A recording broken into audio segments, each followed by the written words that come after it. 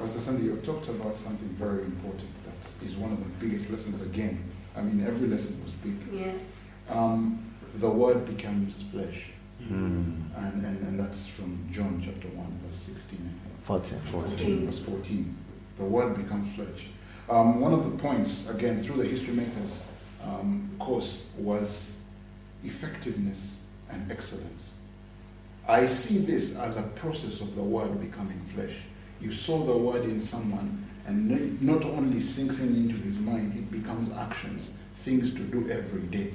You've gotten a word, you know what to do, you make a plan to do it, and then the word there is systems. Could you kindly elaborate more on that? On the word? On the word becoming flesh and leading into systems to implement that word. Well, what I discover is that not everybody will take time to really make effort for the word to become flesh in them. Because it's a process for the word to become flesh, and it's something you need to work on. So here, in this part of the world, maybe all over the world, people don't take time anymore to do that. So I know that as a farmer, as a sower, I needed now to take care of those stones and all that sort of thing. So I had to build a system for them. And one of the systems I built was that I would not just ask them questions. I will ask them questions, and one of the components of the question would be to analyze yourself. Because if you don't see where you are, you will not know where you're supposed to be. And you will not know why you are not where you're supposed to be. So they have to analyze themselves. What they have done, what they have not been doing in conjunction with that word. Number two, they have to now say and tell us, so I ask these questions because they might not be in the position to analytically pose the question to themselves. And you know what something about men or humans and people is that sometimes you don't want to look at your nakedness. It's true. You want to avoid it. And to brush it under the carpet. So sometimes you need to help them face it. So the kind of questions I ask is to really help you face it. So then when you don't just face it, but then you bring it up into the open. And when they're there in the open, now the question comes, what are you going to do with it? What is your next point of action? What will you do specifically to make sure that this word rhymes with your life, and that this word will become something you will practice? And when will you begin to do that? What are the actions there? So you must give those answers to me. Then I find out if you're doing them or not. So they're listening to you, they're like two powerful principles that I've seen you apply here. The first one is the principle of evaluation and monitoring. You went back to look at the work you've been doing to see if it's good, like God in chapter 1. And you find that you're only 2%. If you look at the church today, the way it's run, do you think there's much monitoring and sincere monitoring and evaluation to see if it's good? The reason why these new things I'm introducing I think this is a new thing to the body of Christ. And I think the reason why it is going to be very tough and going to be very difficult is only for serious-minded people.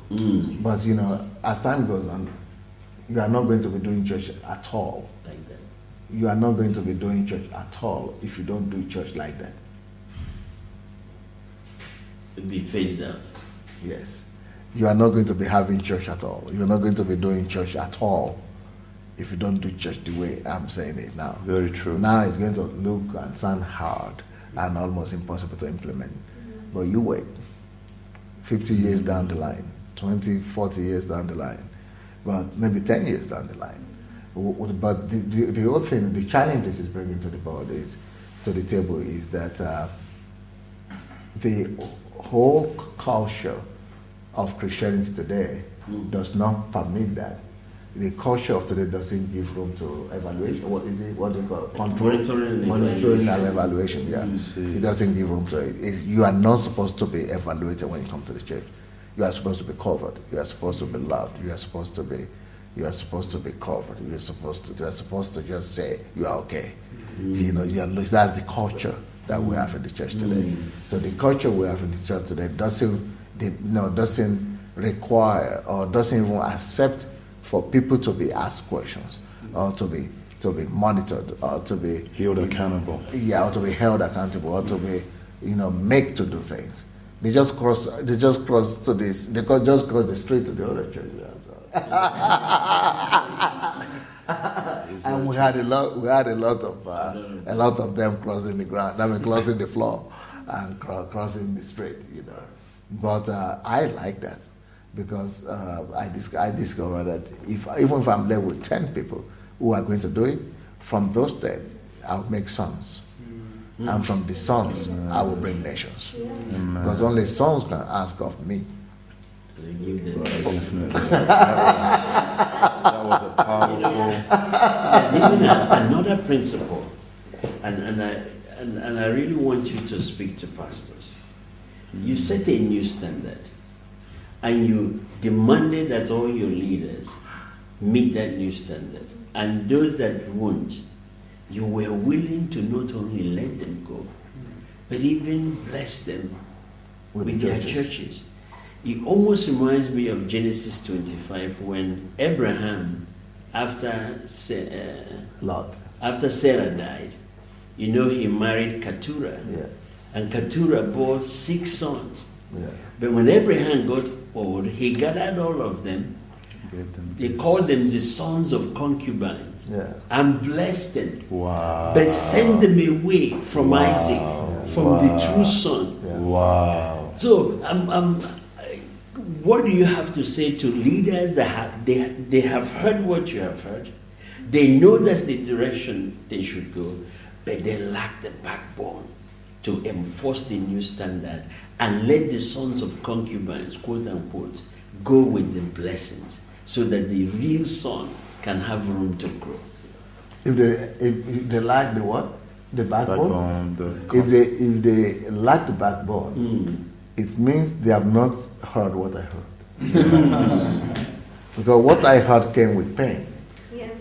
And the pain of my realization and the pains of regret that after 15 years I only had 2% resolve. That pain of regret was stronger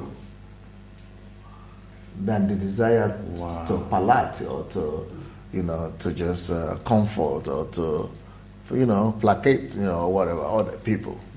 So so I was ready to let everybody go because of the pain that was coming from inside. I didn't want to work for 2% anymore. But if you're just hearing it from me, it's not your pain. It's just the same thing like saying, if I tell you now that I'm having cancer, and you say, oh wow, I feel for you. Wow, cancer, that's a bad thing. I will pray for you. It's totally different if you are the one having cancer.